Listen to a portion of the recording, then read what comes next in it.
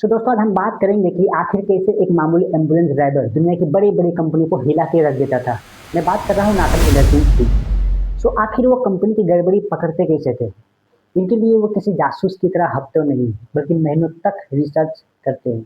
उनके रिसर्च के मेनली तीन तरीके होते थे। पहला रिलेटेड पार्टी ट्रांजेक्शन, दूसरा promoter holding and debt, and तीसरा ग्राउंड रिसर्च। सो आज हम बात करेंगे सबसे पहले रिलेटेड पार्टी ट्रांजेक्शन्स की। रिलेटेड पार्टी ट्रांजेक्शन मतलब एक ऐसा पैसा जो आपस में ट्रांजेक्शन किए जाते हैं। नाथन सबसे पहले ये देखता है कि कंपनी का पैसा घूम फिर के आखिर जा कहाँ रहा है। क्या कंपनी कहीं अपने ही प्रोमोटर्स या फिर रिश्तेदारों को सेल कंपनियों में तो वो पैसा नहीं लगा रही है, या कोई सेल कंपनी से वो पैसा आ नहीं रही है बाहर से। सो प्रमोटर होल्डिंग एंड डेट, क्या कंपनी के मालिकों ने अपने शेयर गिरवी रख कर भारी कर्ज तो नहीं लिया हुआ है। क्या वे कागजों पर कंपनी का मुनाफा बढ़ा चढ़ा कर दिखा रहे हो, कंपनी ने डेट का मिसयूज करा हो, कंपनी का जो प्रमोटर्स है वो प्रमोटर शेयर से एग्जिट ले रहे, कंपनी से एग्जिट ले रहे हो और रिटेल इन्वेस्टर को वो शेयर बेच रहे हो। सो ये सारे जो स्ट्रॉन्ग पॉइंट्स को वो फिगर आउट करते थे कंपनी के डेटा से।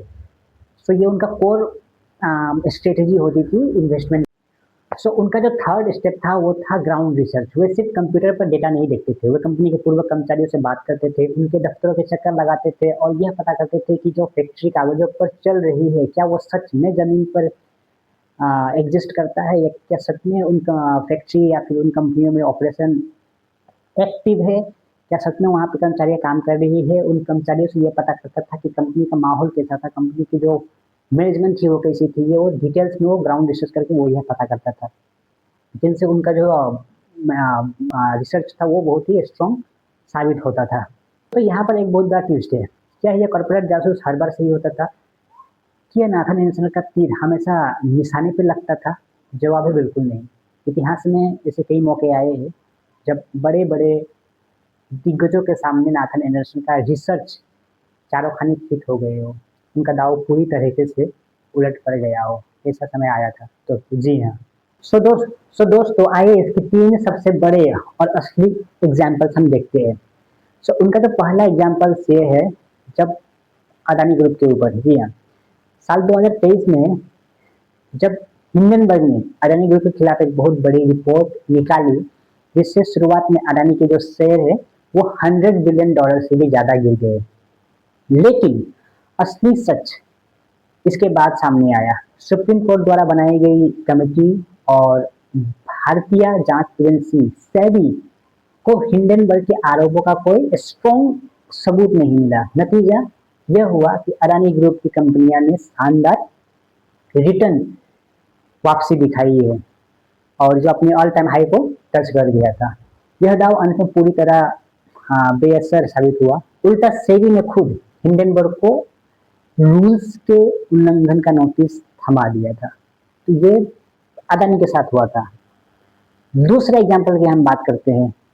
बात है साल 2022 में, जब एलन मस्क ट्विटर खरीद रहे थे, तब हिंडनबर्ग ने मास्क के खिलाफ एक बहुत बड़ा दाव लगाया। नाथन का दावा था कि मास्क इस डील से पीछे हट जाएंगे और ट्विटर के शेयर प्राइस कोंगड़ियों के भाव आ जाएंगे, लेकिन मास्क पीछे नहीं हटे। उन्होंने $44 बिलियन की डील पूरी की और ट्विटर को खरीद कर नाथन एंडरसन की जो फ्यूचर पर फोरकास्टिंग था उन्हें पूरी तरीके से गलत साबित कर दिया।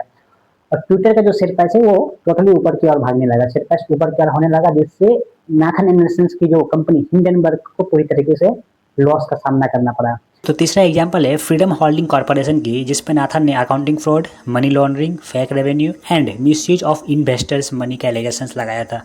लेकिन बात यहीं ख़त्म नहीं होती है। कंपनी ने मॉर्गन लुइस जैसी बड़ी लॉ फर्म और एक टॉप फॉरेंसिक ऑडिट कंपनी को हायर किया ताकि पूरी गहराई से इंडिपेंडेंट जांच हो सके। कंपनी के रेगुलेटर एक्सटर्नल ऑडिट्स ने भी इस रिपोर्ट्स को गलत साबित कर दिया और end of the day company को पूरी तरह क्लीन चिट मिल गई। यानी इस बार भी नाथन एंडरसन बिल्कुल गलत साबित हो गए। और एक इम्पोर्टेंट बात ये भी है कि कभी कभी कुछ केसेस में ऐसा भी होता है कि कई सारी कंपनियां जो काफ़ी छोटी होती है, जो कमज़ोर होती है, जिनका बिजनेस बहुत वीक होता है, जो प्रॉफिट नहीं कमा रही होती है, जो बंद होने वाली रहती है, उनका शेयर प्राइस ऊपर भागने लगता है। तो इनका कारण ये है कि जब उस पर कोई बड़ी कंपनी खरीद रही है, क्योंकि जब उस कंपनी को कोई बड़ी कंपनी खरीद रही है या फिर कोई बड़ी कंपनी उसके साथ में जब मर्ज करेगी, तब इन्वेस्टर का फायदा होगा, क्योंकि बड़ी कंपनी के साथ में आ गया था उसके साथ में मार्केट का जो एक्सपेंशन है वो बढ़ जाएगा। मार्केट का जब एक्सपेंशन बढ़ जाएगा तो वो कंपनी के लिए सस्टेन करना आसान हो जाएगा, वो कंपनी प्रॉफिट बना लेगी।